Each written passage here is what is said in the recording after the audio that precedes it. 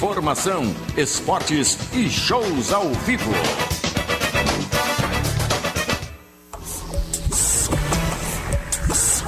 No ar, Tema Livre, debatendo sempre um assunto que é destaque e você pode participar. A partir de agora, ligue pra cá. Tema Livre, produção Marcos Leite, apresentação Luiz Augusto Golo. Muito bom dia, o Tema Livre está entrando no ar. Hoje vamos tratar de psiquiatria, doenças mentais, e vamos tratar de ficção, vamos tratar da novela Amor à Vida, da Rede Globo, que é alvo de reclamação da Sociedade Brasileira de Psiquiatria por causa de uma personagem chamada Paloma. A Associação Brasileira de Psiquiatria divulgou no começo desse mês nota de esclarecimento para a TV Globo e nesse texto reclama sobre a forma como a novela de Valcir Carrasco retrata o tratamento psiquiátrico da personagem Paloma, que é interpretada por Paola Oliveira. E diz a nota: a condução do tratamento dado à personagem não corresponde à realidade.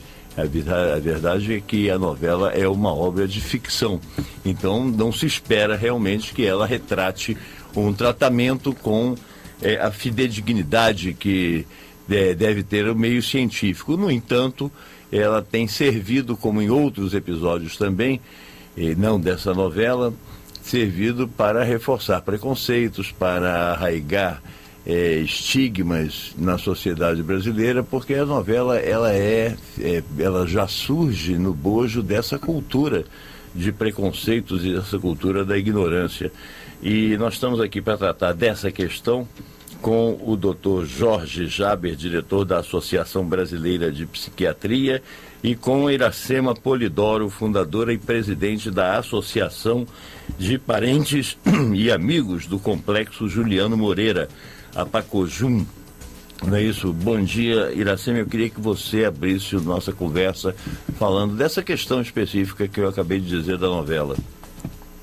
Bom dia, eu quero agradecer o convite, podendo participar dessa discussão. Bom dia aos ouvintes. O que aconteceu nessa novela, na realidade, aconteceu com a minha família há 30 anos atrás. Que eu tive uma tia que ela foi internada pelo marido. Da mesma forma que está acontecendo na novela, aconteceu com essa minha tia. E lá minha tia foi internada em 1961. E o que o esposo falou, que a minha tia tinha falecido e não deu tempo de comunicar para minha avó. Então nós levamos 20 anos para localizar, só que foi o inverso. Quem localizou foi essa minha tia. Porque então isso ainda existe. Qual tia? A sua tia minha foi a tia vítima? Genice foi uma das vítimas, por isso que eu entrei nessa. E ela localizou quem? Ela localizou a minha avó, ela dizia que ela não era louca. Você vê como é que a coisa acontece. Ela tinha ataque epilético, o marido arrumou outra, isso foi dito por ela, outra mulher, e queria se livrar dela. E a forma que se livrou foi colocar ela dentro do Hospital Pedro II. O Hospital Psiquiátrico Pedro II, que agora, né, Instituto Municipal Nísio da Silveira, que era um grande hospício, Engenho de Dentro. E ficando lá, você tem um tempo que não aparecia família, era o final de linha, era a colônia Juliano Moreira, a qual ela foi conduzida para a colônia Juliano Moreira. E lá ela ficou 20 anos dando o endereço da casa da minha avó, o nome da minha avó, o nome da família, e ninguém dava essa escuta. O técnico não dava escuta. Então, quando eu assisti essa novela, foi uma ficção, mas a realidade existe, sim. É claro que existe. A vida imita a arte, aliás, e a arte imita a vida. A televisão se inspira exatamente nos casos que aconteceram realmente. Doutor Jorge, essa situação da Paloma que provocou, dessa personagem Paloma que provocou a manifestação da Sociedade Brasileira de Psiquiatria, não é única, não será a última, nem é a primeira, e é uma coisa recorrente, inclusive, nas obras de ficção, principalmente na televisão, que tem um grande alcance de público. Como é que o senhor vê essa questão? Bom, bom dia, ouvintes, bom dia, Iracema, Golo. E inicialmente eu tenho que informar que eu não sou o diretor da Associação Brasileira, eu sou diretor da Associação Psiquiátrica do Rio de Janeiro, mas eu sou assessor especial da presidência da Associação Brasileira de Psiquiatria. Nós vivemos um passado aqui no Brasil de repressão. E dentro dos mecanismos de repressão havia o isolamento da pessoa, a pessoa desaparecia, ou então era submetida com frequência também a choques elétricos. De modo que essas duas ações que estão ligadas de alguma forma à medicina, elas são vistas ainda hoje com um preconceito político persecutório. A medicina sempre se valeu da diminuição da liberdade do paciente. Ou seja, quando uma pessoa está doente, ela deve fazer repouso no leito. Então isso limita o ir e vir do paciente. A medicina utiliza esse tipo de limitação à liberdade com crianças, por exemplo, na pediatria, de modo que isso possa permitir que a pessoa melhore.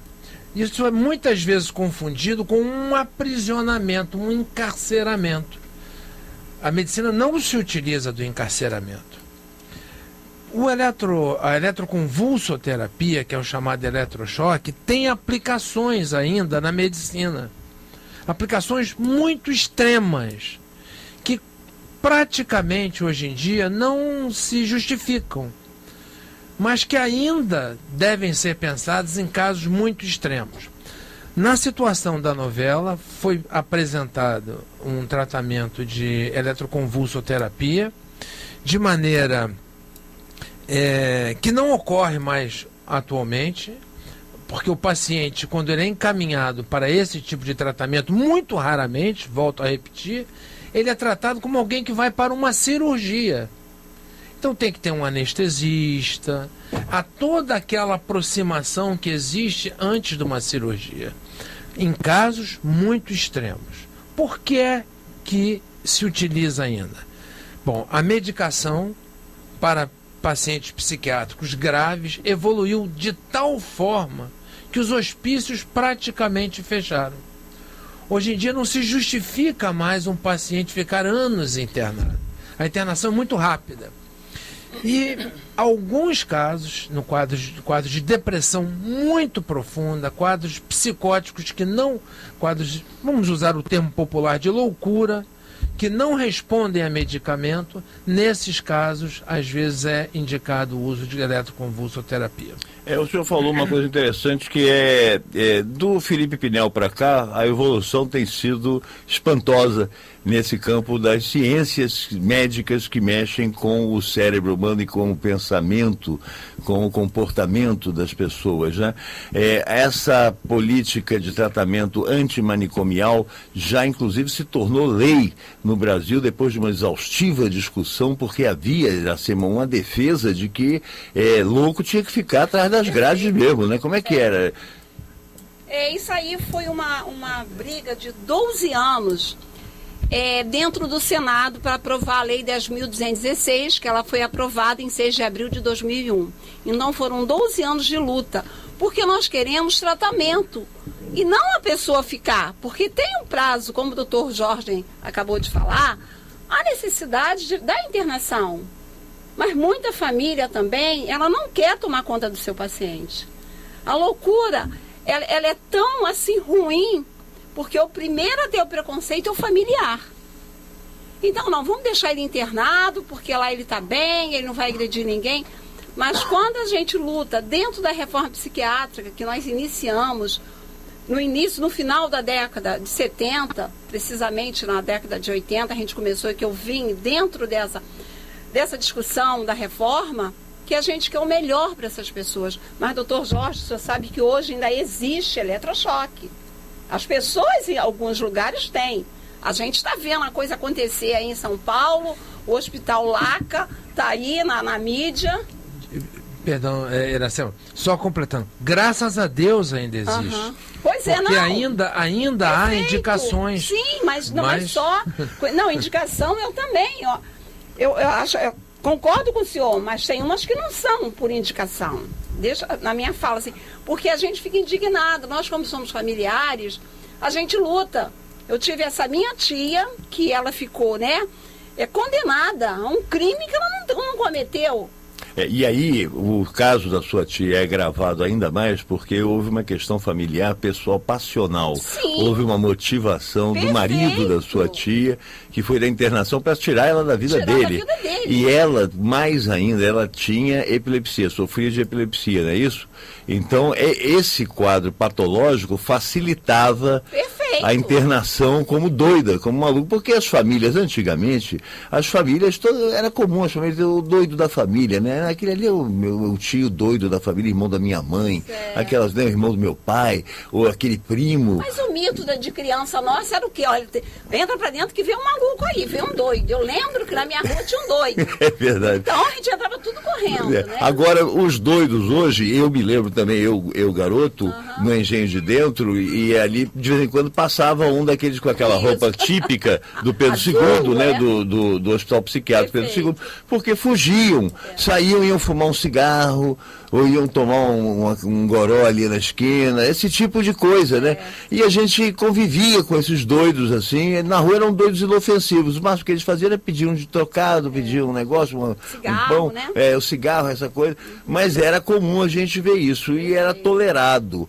Depois de um certo tempo, isso passou a ser uma patologia tão clara, tão definida, e a sociedade passou a ser tão repressiva e tão pouco solidária, tão pouco humanista, que a gente afasta tudo, né? Na verdade, não precisa ser doido para ser afastado. Qualquer comportamento um pouquinho diferente, né, já afasta. Como é que a psiquiatria evolui num cenário desse, em que os desenvolvimentos das comunicações, das relações humanas, conspira contra, né, esse tipo de comportamento?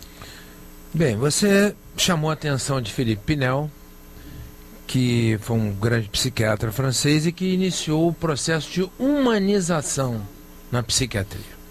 Então, basicamente, ele trabalhou num hospital em Paris, em que era um hospital de mulheres, em que se juntavam prostitutas, ladras e pessoas também com portadoras de doenças mentais. Essas pessoas eram presas por corrente. E Philippe Pinel, então, percebeu que aquilo não era um comportamento adequado nem humano.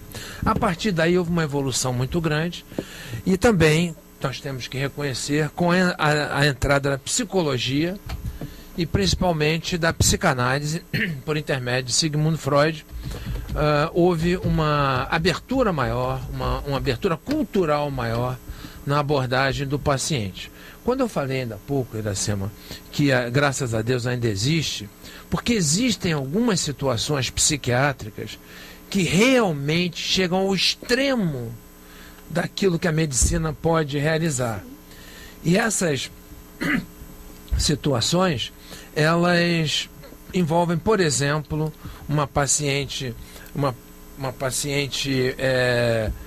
grave, psicótica, grávida, portadora de HIV, que já limita a medicação, e ela não responde, por exemplo, à medicação normal e super avançada que já existe, com risco de suicídio. E é possível aplicar eletrochoque em mulher grávida? É mesmo? Não há nenhuma complicação clínica. Agora, eu até já perdi um paciente que eu não aplico. Eu, pessoalmente, não tenho mais qualquer habilidade. Tem mais de 20 anos que eu não tenho contato com um paciente que necessite de eletroconvulsoterapia. Então, eu perdi a habilidade, principalmente havendo necessidade de uma intubação, alguma coisa, eu não tenho mais essa habilidade técnica. Mas eu fui procurado por um paciente que me solicitou em depressão. Falei, estou começando a ter depressão, doutor, e a única coisa que funciona para mim é o eletrochoque. E então eu encaminhei para um profissional do Rio de Janeiro, que tem uma habilidade grande. Ele falou, eu já me deram todos os antidepressivos, eu demoro muito tempo a me recuperar. Então eu prefiro o eletrochoque. Agora, como é feito isso? Ele recebe uma anestesia, ele dorme, é feito o procedimento. Quando ele acorda, não é? Ele acorda já se sentindo... Já levou o choque. Já levou o choque, ele não tem Quer dizer, percepção. Fazendo a analogia que o senhor fez no início do programa, do choque da tortura nos porões da ditadura, né? Isso vem desde sempre, não é da ditadura, isso é da polícia, né? A polícia sempre usou choque. Pau de arara é da polícia civil, diante da ditadura, diante do Estado Novo mesmo. A porrada sempre comeu dentro de delegacia, né? Fazendo analogia com isso aí, esse tipo de tratamento atual que o senhor acabou de citar aí, seria como uma tortura com anestesia. O cara é torturado, mas ele não sente. Não. A intensidade de corrente é diferente. Então não há sensibilidade dolorosa. Para que a pessoa sinta o mal-estar do choque, tem que ser na corrente típica dessa que nós encontramos. De tomada. Do choque que você toma trocando uma lâmpada, exatamente, consertando um fio. Este tipo de eletroconvulsoterapia, que é o chamado eletrochoque, ele é numa outra intensidade, uma diferença de potencial diferente, que não causa sensibilidade dolorosa. Certo. Então a pessoa não sente dor, mesmo que esteja acordada. Mesmo acordada? Não sente dor, não há sensibilidade dolorosa.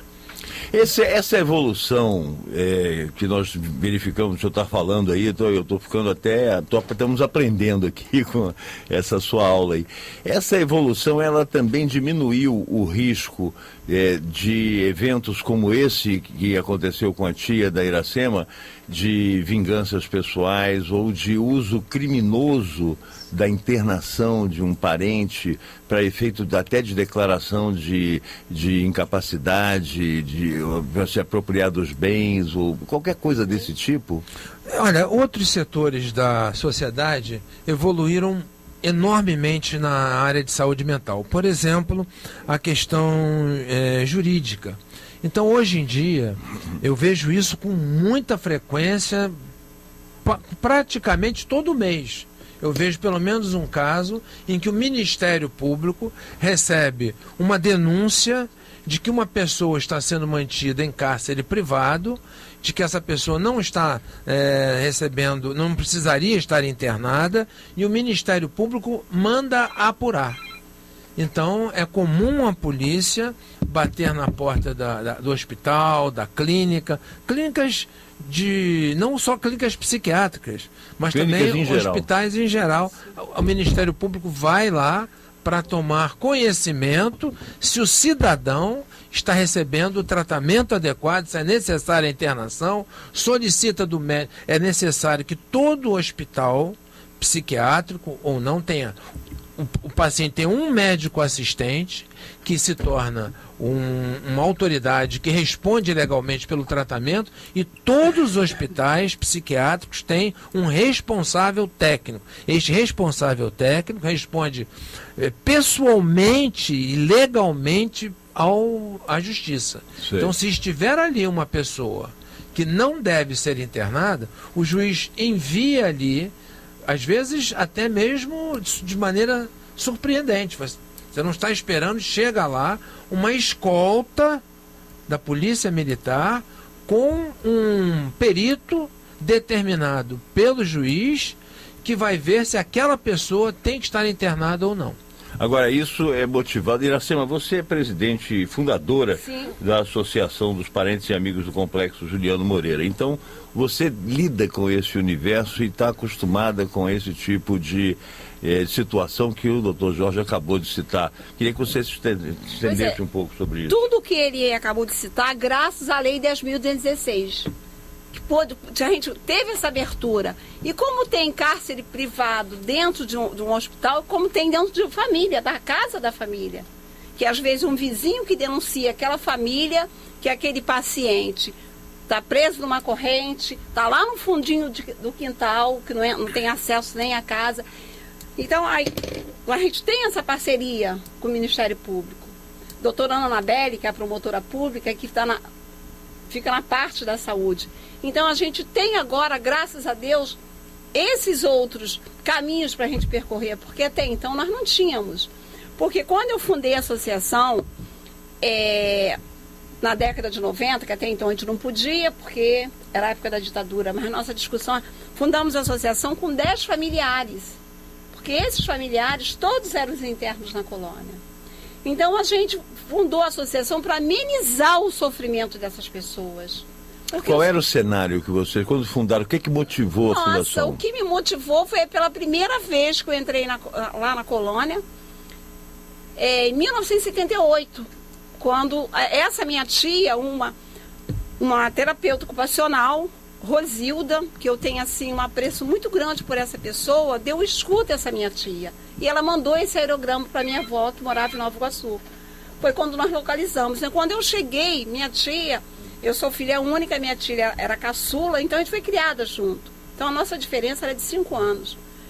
Eu vi ali um campo de concentração. A minha tia não era aquela que eu conhecia. Cabeça raspada, não tinha mais um dente, porque eles arrancavam o dente. Então aí eu falei, o que eu posso fazer por essas pessoas? Se tomava café, era naquelas latas de óleo, só lembra das latas de óleo? Era Sim. aquilo. Então, aquilo me impactou. Aí eu fui começando a tentar ver o que podemos fazer. Então eu fui agregando, porque a colônia ela é muito grande. Vários núcleos, eu fui agregando aos familiares, quem poderia estar junto comigo. Então, por isso que me motivou essa luta. Que essa luta, para mim, foi muito interessante. Quer dizer, mas desde a primeira vez que você esteve lá, foi em 1978, não é isso? Isso. A associação só veio a surgir em 90. Porque podia por causa ser da ditadura. Mas a gente fez uma pré-associação. De qualquer forma, a gente lutava ali dentro. Então, a gente foi convidado, o grupo nosso foi convidado a participar da discussão da reforma psiquiátrica. Que aí a gente se agregava aos médicos, aqueles que queriam mudar um pouco, né? E ali a gente começou a nossa discussão política para poder ver o que podíamos fazer. E assim foi agregando, os usuários não tinha aquela sanidade de poder estar junto, mas da forma que a gente foi discutindo, aí foi os primeiros usuários que entrou nessa discussão foi Milton Freire e Graça Fernandes. Esses 2 usuários que o senhor conhece, não é, doutor Jarro? Claro. Então, eles, e como familiar fui eu. Então, foram esses 3 novos atores que entrou para... Que nortearam essa discussão. Porque a gente quer andar junto. Associação de psiquiatria, o médico particular, a gente quer o melhor. Porque nós, familiares, a gente sofre. A gente adoece. Porque você adoece quando você vê um familiar. E muitas vezes o familiar, ele não é tratado. Ele trata, mas não é tratado. A luta do cuidador daquela pessoa. Então a gente, motivou a associação. Completamos agora 21 anos de existência. Então a gente tem outro universo. Dentro da diretoria da associação, nós temos 3 usuários que foram internos na colônia. E a situação hoje, ela é uma situação muito melhor, pouco melhor? Como é que você vê? Não é como a gente quer, deseja. Falta não é o ideal. Não é o ideal, mas eu acho que 200 anos de psiquiatria e 10% de reforma, não é isso? 24 anos, 25 anos, a gente já deu um avanço. Só em poder, um usuário poder estar discutindo o que ele quer ser tratado. Interessante. Isso aí foi um avanço muito grande. Você, só recapitulando, você começou contando a história da sua tia e dizendo que ela foi encontrada porque ela se adiantou no lance. Ela conseguiu, através agora dessa pessoa que você citou, ela conseguiu chegar à sua mãe. Então aí ela falou, olha, eu estou aqui, porque a família não saberia nunca onde ela estava. Aí você citou o exemplo de cabeça raspada, café na lata, os dentes arrancados. Doutor Jorge, isso faz parte da desconstrução do paciente, da destruição da personalidade do paciente, e isso muitas vezes é um processo conduzido por pessoas que não estão minimamente qualificadas para lidar com doença mental. São pessoas que tratam o doente mental quase como bicho, né? Queria que você falasse um pouco disso aí. Bom, essa é a visão ainda de um tempo recente, mas que já é passado. Recente quanto? Quanto tempo? Eu acredito que nos últimos 20 anos houve uma mudança já considerável. Veja só, a importância. Tudo isso tem um aspecto técnico também, científico. Sim. A existência de uma associação como a Iracema preside tem uma importância fundamental. Por quê? Porque torna o consumidor de serviços de saúde mental um cidadão experimentado. Então, eu me recordo, aqui eu estava vendo fotografias ainda há pouco, dos anos 50, aqui da Rádio Nacional, e eu me recordo que nessa época tinha uma propaganda na Rádio Nacional: Brincuringa não encolhe. eu era pequenininho, desde pequeno que eu escuto rádio. Então, Brincuringa não encolhe. Naquela época você tinha o risco de comprar uma calça, ir para casa e encolher. Então a sua mãe já tinha que comprar uma calça um tamanho maior. Né? Mas hoje em dia não. Você compra uma calça, já sabe que ela não encolhe. Demorou muito para o consumidor brasileiro ter noção dos seus direitos. E agora o consumidor de serviço de saúde mental tem noção. A Iracema tem noção dos direitos dela. Então isso é muito importante. Por quê? Imagina um psiquiatra recém-formado trabalhando num hospital que tem a Iracema. E a Iracema vai também ensinar a esse psiquiatra jovem. Vai dizer: olha, doutor, normalmente com meu parente, com meu filho, com a minha irmã, funciona mais esse remédio do que o outro. Perfeito. Então isso é muito importante, porque o médico novo, ele aprende com o paciente. O psiquiatra jovem, ele vai treinar, mesmo numa residência de alto nível, no Instituto de Psiquiatria, ele vai pegar ou pacientes que estão se internando, ou pacientes que já estão em tratamento há 20 anos, estão passando um período ali dentro em tratamento. Ele não vai ter uma noção da vida toda do paciente. Então, sendo um consumidor de saúde mental, um paciente ou um familiar experiente, isso já traz todas aquelas informações necessárias para você dar um bom tratamento. A Associação Brasileira de Psiquiatria tem uma preocupação muito grande com isso. Então ela gera o que nós chamamos de um programa de educação continuada. Todos os psiquiatras do Brasil têm direito de acessar pela internet cursos que são dados 24 horas por dia, a qualquer horário. O psiquiatra, no local mais longínquo do Brasil, tendo a internet, ele pode estudar e aprender com isso. Finalmente, os congressos de psiquiatria no Brasil, que reúnem 6 mil, 8 mil pessoas, sempre tem representante dos consumidores. É ou não é, Iracema? É verdade. Eu participo. Então, a Iracema participa porque nós precisamos escutar o paciente. Que pra gente foi um avanço. A gente, que eu falo, né? Eu costumo dizer, como o tempo mudou. Antes a gente nem conseguia falar com o médico, com o doutor. E hoje eu sento na mesa aqui num debate com o doutor. Isso pra gente foi um avanço. O usuário, olha, para você ver, nós vamos ter um encontro, primeira reunião regional de usuários de serviço de saúde mental e seus familiares em Brasília. Vai ser com a Organização Pan-Americana de Saúde, a Organização Mundial de Saúde e o Ministério da Saúde. Por quê? Com o objetivo de contemplar a diversidade do cenário brasileiro da reforma psiquiátrica.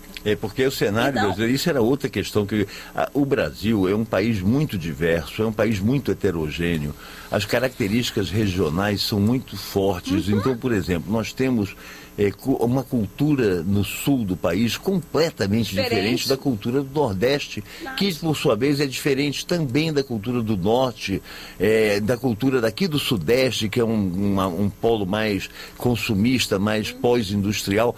E como é que se pode administrar isso tudo com uma legislação federal nesse campo, que é um campo tão suscetível a questionamentos e a novidades? Bem, este faz parte do terreno político, não é? E como nós estamos aqui agora recebendo a informação, haverá reunião, por exemplo, da Associação Pan-Americana que também é uma realidade, que tem uma outra realidade, que é toda a América, e da Associação Mundial. Isso também é um fenômeno relativamente recente em nível mundial, né? Essa compreensão da doença mental e da ação da terapia na psicanálise, na psiquiatria, isso tudo é bem recente, né? E, por exemplo, eu estive no ano passado na Alemanha apresentando um trabalho um trabalho científico, sobre retirada do tabaco dentro de hospitais psiquiátricos. Então a pessoa se interna, fica 2 semanas, 15 dias, 3 meses, no máximo. Então aquela pessoa ali dentro deve receber um tratamento para não usar tabaco. Porque dentro de um hospital não se pode usar tabaco.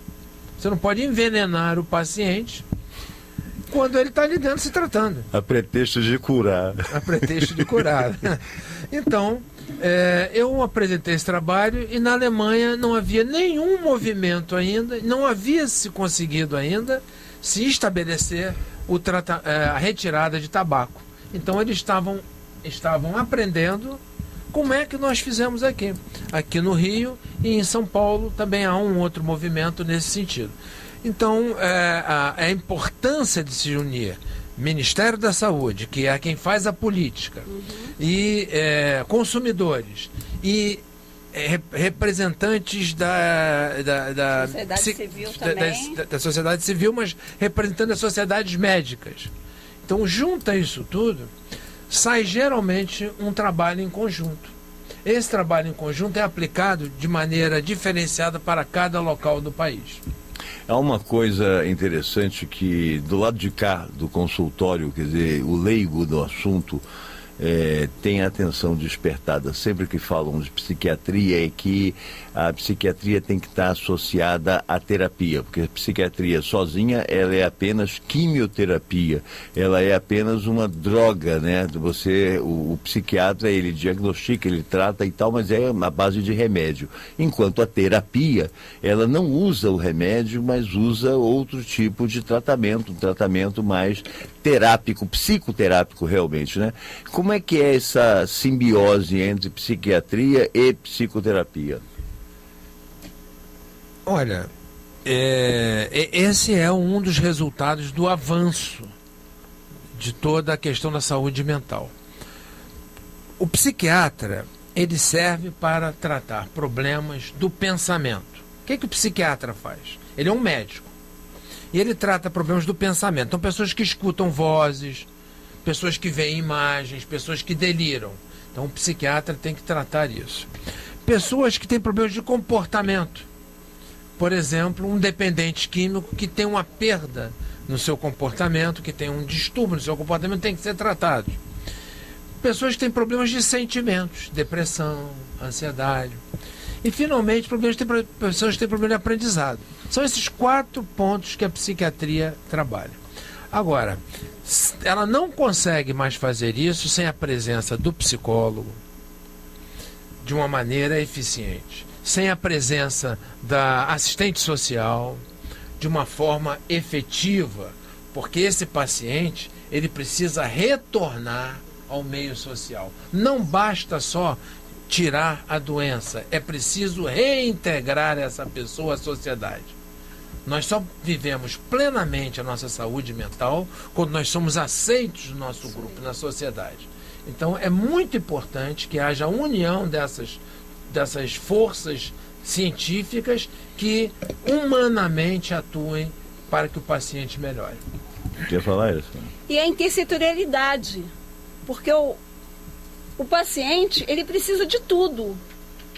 E quando ele sai de uma internação, ele é marginalizado. Ele não consegue mais um emprego. Ele não precisa ele só dá um primeiro surto, ele já está condenado por uma carreira psiquiátrica. É uma luta do Movimento Nacional da Luta Antimanicomial a gente inserir essas pessoas no mercado de trabalho. Porque a gente está nessa discussão desde 2000, a gente dá um passo para frente, um para trás, mas a gente está caminhando. Porque você vê, quando você vai para o emprego, você passa em tudo. Quando chega no psicólogo, toma uma medicação, aí a pessoa fala, dali ele não consegue passar. Então, é um desafio, dentro da reforma psiquiátrica, a gente inserir essas pessoas que estamos já conseguindo. Isso é o famoso estigma do tarja preta, Isso né? aí, perfeito. Agora... Ih, rapaz, esse cara toma remédio de tarja preta. É bom não contrariar ele, não, hein? Não emprega. Ele é gente boa, mas podendo evitar, né? Tem muito isso também, Mas né? é verdade. Mas eu acho assim que... Eu acho que a nossa parceria, né? De vez em quando a gente tem umas rusgazinhas, né? O familiar acha que é o correto que o psiquiatra fala, mas é assim que a gente vai se completando. Assim que a gente vai se unindo... Quer dizer, na verdade, o tratamento, a base do tratamento deixou de ser a marginalização e passou a ser o diálogo integrando todo mundo, principalmente o próprio paciente. Não é isso? Olha, sem dúvida. Sem dúvida. Luiz, quando ele fala que apresentou um trabalho para tirar o tabaco de dentro dos hospitais psiquiátricos, olha a realidade. E antes, o Ministério da Saúde dava cigarro para os pacientes, não era isso? Eram pacotes de cigarro para o paciente ficar, Ele ficar fumando. Os dedos, é mentira, doutor? Dedos amarelos, de tanto fumar um cigarro, os lábios queimado. Então você vê como nós conseguimos avançar. Psiquiatra querer tirar, porque isso é saúde. Agora, nós examinando esse cenário atual, você fala aí, Jorge, você quer falar algo? Não, doutor. Estou aproveitando para passar a mão no bracinho aqui. Ela foi precisa na observação, é isso? Precisa na observação. Mas então, aproveitando isso aqui, eu queria voltar ao que motivou a nossa conversa, o programa de hoje, que é essa situação da novela. Esses avanços todos, esse cenário novo e que está em permanente aperfeiçoamento, ele é o cenário retratado nessa obra de ficção, nessa novela que está na televisão. Qual é o reparo que vocês fazem, não ao fato do tratamento que está errado, mas a concepção da obra de arte, como é essa obra literária que está na televisão, esse folhetim, como é que deve ser tratado esse tipo de questão? Qual a compreensão que as pessoas que lidam com essa criação literária devem ter para poder abordar essa questão? Bom, eu não sou um escritor, não sou um escritor popular, né? Eu sou um escritor de livros científicos, mas a minha sugestão, se pudessem com um pouco de humor, aproveitando aqui, eu peço aqui publicamente ao escritor da novela que feche a clínica. Feche essa clínica que fez que cometeu esse horror com aquela paciente. Esse desatino, com uma atriz maravilhosa, uma moça bonita, que tem muito sucesso. Vamos fechar essa clínica, vamos abrir um processo contra o psiquiatra que era o responsável técnico por aquela ação maligna que ocorreu ali. O que você acha? E vamos tratar do Félix e do pai, que colocou, né? O Félix arrumou a clínica e o pai endossou para a internação dessa filha. Você vê, não acreditou, que ela disse, eu não sou traficante. O pai não acreditou, então ela está louca. Então você vê que a coisa continua, até hoje tem isso. Nós temos um usuário, não sei se você lembra do Carrano, Astralgésimo Carrano, era um usuário de Santa Catarina. Ele foi pego com a maconha, mas Tarelão, só vou encurtar a conversa.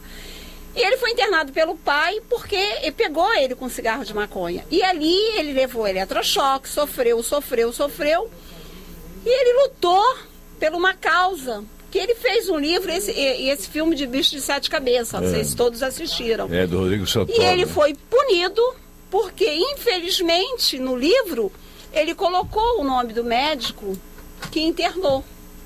E esse médico ganhou na justiça porque ele colocou esse nome. Mas ganhou o quê? Indenização? Não, ele perdeu. Quem ganhou foi o médico. Digo, ele ganhou o quê, o médico? Ele ganhou indenização financeira? Financeira, quer dizer, os 20 mil reais na época, que era muita grana, que ele recebeu do filme e do livro, ele teve que pagar. Quer dizer, ele foi punido 2 vezes.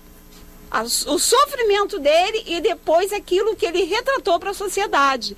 E esse Carrano era um líder dos usuários, estava sempre junto, a gente lutando. Ele teve um câncer e em menos de um ano ele morreu. Quer dizer, acho que o sofrimento dele foi tão grande, ele falava para mim assim, Iracema, eles não estão mais me ouvindo, e o dinheiro dele e a gente lutando, e não conseguimos. Ele perdeu todo o dinheiro que ele ganhou. Sim. E a moral, que ele falou, onde está a minha moral? Que sociedade é essa? Porque não, isso faz parte da desconstrução, né? Isso Porque a gente falou antes perfeito. aqui que é a destruição da personalidade da pessoa. Você trata a pessoa como incapaz e aí arranca os dentes, arranca o cabelo, esse tipo de coisa. Agora, o Leandro Silveira, que é nosso ouvinte lá de Niterói, ele tem uma questão aqui que, na verdade, passou pela minha mente na hora que o Dr. Jorge estava falando. Ele pergunta o seguinte: como especialistas e familiares de pacientes encaram a questão da mediunidade, né, que é um fenômeno de espiritismo, né, não tratada, ou seja, não desenvolvida e que é tida como loucura. Quando o senhor falou daquela questão de quem está ouvindo coisas, vendo coisas, na hora me passou pela cabeça essa questão da mediunidade, mas eu não entrei porque deixei para o Leandro Silveira, lá de Niterói, para ele tocar nesse assunto. Perfeito. A Associação Psiquiátrica Americana, eu sou membro né? É a mais antiga associação médica do mundo e é muito tradicional. No entanto, ela inclui formalmente, está escrito formalmente, que o psiquiatra deve encaminhar pacientes para atividade religiosa. Quando não está funcionando o tratamento, quando o paciente tem alguma forma de manifestação religiosa, o psiquiatra deve procurar encaminhar esse paciente para a atividade religiosa.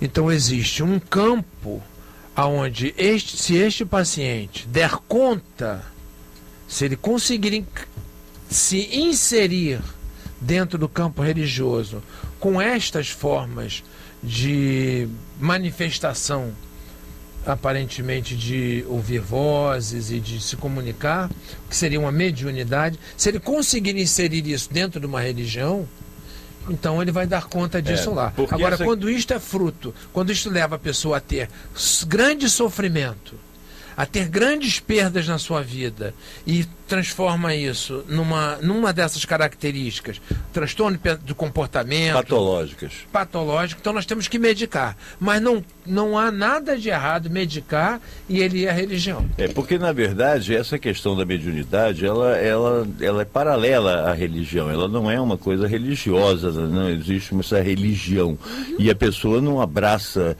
a mediunidade como pode entrar para uma igreja neopentecostal ou para uma igreja convencional mais antiga. Isso é outra situação, e que é muito, e o Leandro, quando fala aqui na pergunta dele, eu tenho a impressão de que é isso que ele quer saber, é que isso é muito visto pela família como um distúrbio patológico, e muito visto pela sociedade e pela medicina como um distúrbio patológico, como uma patologia específica. É o doidinho que está ouvindo coisa, que está vendo coisa. E nós vemos obras de ficção, filmes, principalmente os americanos são pródigos desses filmes, né, sobrenaturais, e agora até com séries na televisão, que a gente vê esse tipo de realidade exposto diariamente, né? Sem dúvida. Se uma pessoa tem esse tipo de dom, não é? Naturalmente ela tem uma capacidade mental maior. Então se esperaria dessa pessoa que ela fosse capaz de dar algum encaminhamento a isso. Sim. Mas quando ela está perdida dentro disso, ela está precisando de ajuda. Que aí é o que ele fala também, quer dizer, que não é trabalhado ou não é desenvolvido esse dom, essa mediunidade. Mas, Iracema, você ia falar alguma coisa também? A nossa preocupação, a preocupação da associação é sobre os protestantes, os evangélicos. Que eles, quando vai paciente para essa religião, primeira coisa que o pastor fala, larga a medicação, porque você está com Satanás. Então isso é muito preocupante para a gente. Porque ele larga de tomar medicação, ele está procurando a igreja. Porque eu acho, sim, concordo aqui com o doutor Jorge. Mas o caso, porque isso na área do evangélico. Eles querem tirar medicação Aí o paciente volta a surtar porque ele não toma remédio. Ele vai, bota aquela Bíblia, acha que só a oração vai ajudá-lo. E o espiritismo, nós temos muitos usuários nossos, faz parte do nosso núcleo estadual do Movimento da Luta do Rio, que eles são espírita. E eles às vezes até levam, não, para mim me aliviou muito. São cartesistas, lei e tal, e para eles melhora. Então eu acho que nós, ditos normais, a gente não tem nossa religião. De vez em quando a gente não... Ou quem é o espírita, ou evangélico, ou católico, entra na sua igreja. Então eu acho que a gente tem que Pois é, mas aí você já está inserindo outra vez a questão da religião. Que não é a questão do espiritismo. Não, mas eu estou falando, quando ele... Não, mas eu só estou citando que a preocupação nossa... Porque a religião é o seguinte, a igreja católica, a igreja evangélica, essas igrejas em geral, elas não admitem. Elas toleram, a Igreja Católica tolera, mas ela não participa, ela não admite, ela não aceita esse tipo de coisa. Até os exorcismos são uma coisa muito difícil da Igreja Católica. E a Igreja Protestante neopentecostal, essa que prolifera aí a torta e a direito, essa igreja, ao contrário, ela explora esse tipo de situação para angariar mais fiéis para ela. E aí sim... manda suspender o tratamento, suspender a medicação e prejuízo do próprio paciente, que aí passa a ser o fiel, né? O cara deixa de ser paciente, vira fiel e piora. Verdade. Não é isso? Sim. Bom, Luiz, existe a gente brinca, né? Claro, somos psiquiatras e na intimidade a gente brinca um com o outro, fala, por exemplo, eu tenho crachá, eu tenho crachá, eu tenho carteira. De perto ninguém é normal também, né? Essa aí. Caetano Veloso. A gente usa uma outra forma de se expressar que diz assim, ó, se não tem diagnóstico porque não foi bem examinado. É verdade, também é outra situação. Outra forma.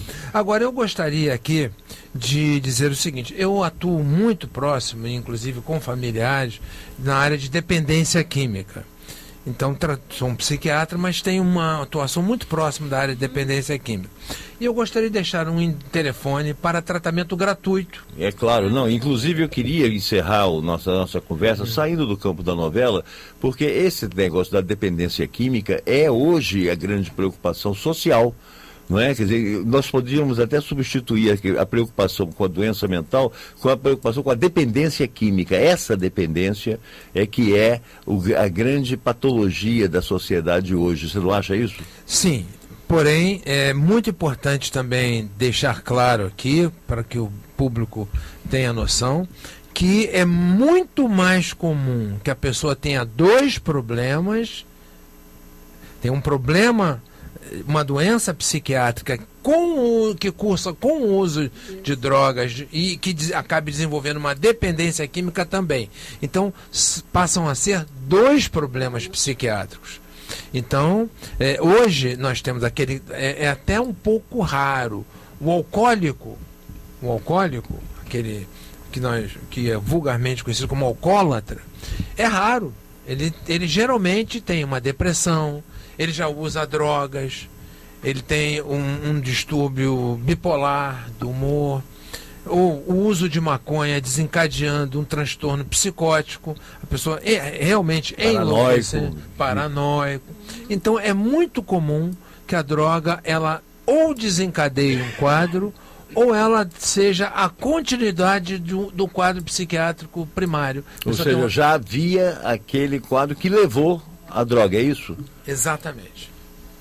Sim, então para encerrar a nossa conversa, eu gostaria que a Iracema falasse e depois o Dr. Jorge falasse, inclusive deixando o telefone e os endereços todos para... mas a Iracema também pode deixar, né? Porque ela tem essa associação dos parentes e amigos do Complexo Juliano Moreira. Você podia até falar um pouquinho sobre essa associação também. Ok, só antes disso, semana passada eu participei do primeiro simpósio internacional de políticas de droga. Então, tinha vários países discutindo a droga.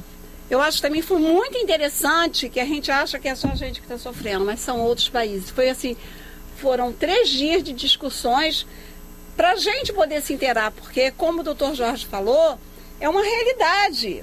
A gente familiar também está do mesmo... A gente está enfrentando os dois lados, a doença e o uso de droga. E a família se penalizando pelas duas coisas. O filho que quer dinheiro para usar droga, Então a gente também está nesse mesmo barco. Mas eu acho que é dessa forma que a gente vai conseguindo, como eu digo, né, plantando a sementinha. O que a gente pode fazer, nós vamos fazer. E a nossa associação, ela é uma associação que ela é formada por familiares e usuários e amigos, que se completa a associação. Nós estamos, nossa sede é na colônia Juliano Moreira, Estrada Rodrigues Calda, 3.400, sala 303 e 310. E a gente está aí, assim, se precisar de alguma coisa, alguma informação, nós estamos, assim, de braços abertos para ouvir essas famílias, porque às vezes muita família não consegue falar e precisa da gente para a gente dar uma orientação, porque isso, que a família ainda tem aquele mito de ter vergonha de falar com o doutor. Claro. Não acontece isso, doutor? Tem família que tem medo, não, eu não sei como eu vou falar. Então a gente tem um telefone, Iracema? Tenho, sim, eu tenho 2446-5178 e o celular 93933573.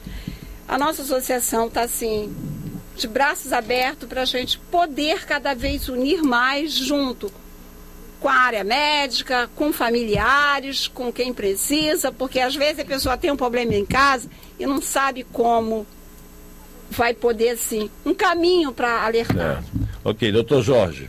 Bom, eu quero divulgar um telefone para atendimento gratuito a dependentes químicos e familiares de dependentes químicos, na Câmara Comunitária da Barra da Tijuca, atende todo o Rio de Janeiro, 3325-2323. 3325-2323. Apesar de ter o nome Câmara, não há nenhum vínculo político, nós não temos nenhum vínculo político partidário. A Câmara é a reunião dos moradores da Barra da Tijuca, e é uma associação de moradores e que oferece gratuitamente esse tratamento numa escala bem adiantada. Iracema, você queria fazer um adendo rapidinho? Isso. O que é? E eu quero agradecer a participação do doutor Jorge, que eu acho que foi um debate bem interessante nosso, né? Eu acho que a gente está aqui, Luiz, o Marcos que fez o contato, e assim eu fico muito feliz que legal, é uma forma da gente poder, é um porta-voz que abriu esse... É uma tribuna, aqui é uma rádio pública e o espaço é livre e o tema também, o tema livre aqui. Ótimo. E o programa vai ficando por aqui. Eu quero agradecer a participação do Dr. Jorge Jaber, diretor da associação, aliás, não é diretor, é diretor do sindicato, né?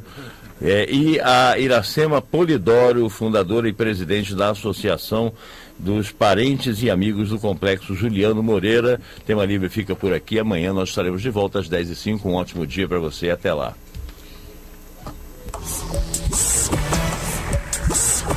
Está chegando ao fim mais um programa Tema Livre. A produção foi de Marcos Leite. A apresentação, Luiz Augusto Golo. Obrigado pela sua participação.